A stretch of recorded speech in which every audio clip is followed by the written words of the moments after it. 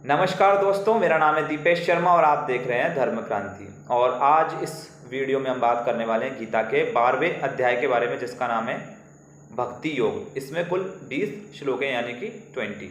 तो चलिए शुरू करते हैं। भक्ति योग में भगवान श्री कृष्ण अर्जुन से ये कह रहे हैं कि दो रास्ते हैं मुझे प्राप्त करने के, मतलब किस तरीके से मुझे प्राप्त करता है और भक्ति मार्ग क्या है। तो पहला बता रहे हैं भगवान श्री कृष्ण, मनुष्य अपने मन को एकाग्र करके मुझ में लगाए, मेरी भक्ति करे, मेरा भजन करे, तो मेरे लिए बहुत प्रिय है, वो मेरा बहुत बड़ा योगी है, वो मुझे ही प्राप्त होता है। दूसरा, जो पूरे उस ब्रह्मा को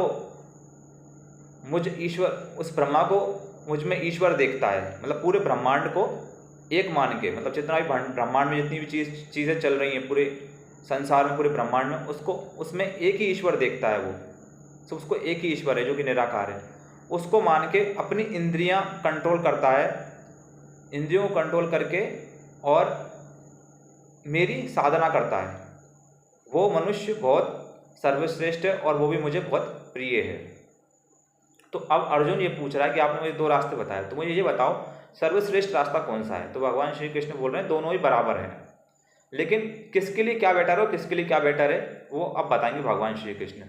कि जो मनुष्य जो अपनी जीविका चलाता है, जो अपने जीवन में संघर्ष कर रहा है, जो कर्म कर रहा है, वो उसका परिवार है, संसार में जुड़ा हुआ है, उसके लिए भक्ति मार्ग सबसे श्रेष्ठ है, सबसे सिंपल है।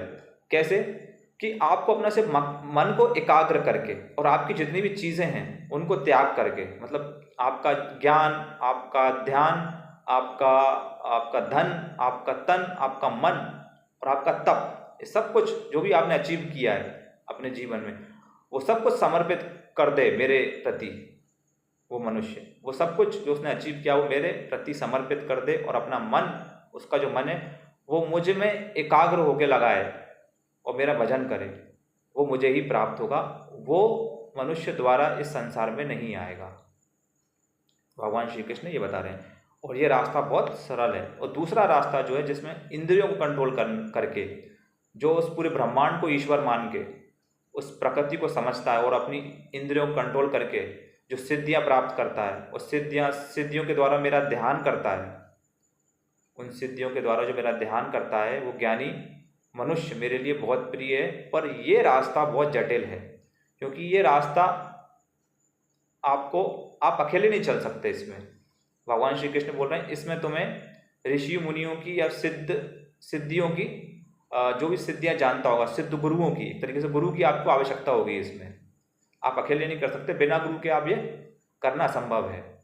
तो ये रास्ता जटिल है, लेकिन ये मनुष्य भी, ये ज्ञानी योगी भी मुझे ही प्राप्त होते हैं। ये भगवान श्री कृष्ण दोनों रास्ते क्लियर कर रहे हैं अर्जुन को भक्ति योग में। अब भगवान श्री कृष्ण कह रहे हैं कि ज्ञान को छोड़कर ध्यान की प्राप्ति होती है, ज्ञान को छोड़कर ध्यान की प्राप्ति होती है, और ध्यान को छोड़कर त्याग की प्राप्ति होती है। और त्याग ही है जो सब कुछ समर्पण करने के लिए तैयार होता है मेरे प्रति। त्याग के द्वारा ही मनुष्य मेरे प्रति तैयार होता है समर्पण करने के लिए, और उसका मन एकाग्र होता है मुझ में ध्यान करने के लिए। तो क्या बता रहे भगवान श्री कृष्ण, ज्ञान को छोड़कर आता है सेकंड नंबर पे, ध्यान प्राप्त होता है, ध्यान को छोड़कर त्याग, मतलब त्याग सबसे श्रेष्ठ बता रहे हैं कि बिना त्याग के भक्ति करना मुश्किल है। तो पूरी इस अध्याय का सारांश ये निकल के आता है कि त्याग करके और मन को एकाग्र करके ही भक्ति की जा सकती है उस परमेश्वर की। ये एक सार है इस अध्याय का।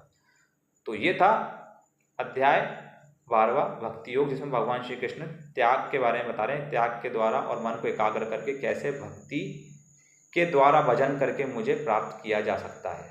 ठीक है, तो ये हुआ अध्याय समाप्त यहाँ पे। अब हम मिलेंगे 13वें अध्याय में, तो तब तक के लिए हरे कृष्णा सभी को।